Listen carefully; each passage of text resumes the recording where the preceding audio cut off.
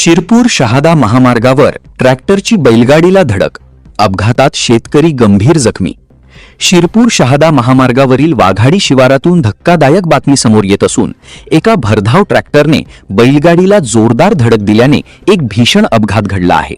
या दुर्घटनेत जातोडे येथील शेतकरी लोटनसिंग गिरासे हे गंभीर जखमी झाले असून त्यांच्या एका बैलाचा पाय मोडला आहे।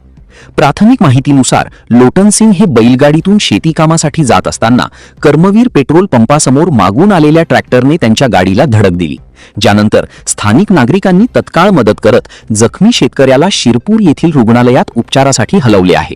या अपघातातील ट्रॅक्टर चालक मद्यधुंद अवस्थेत असल्याचा आरोप प्रत्यक्षदर्शी नागरिकांकडून केला जात असून परिसरातून तीव्र संताप व्यक्त होत आहे।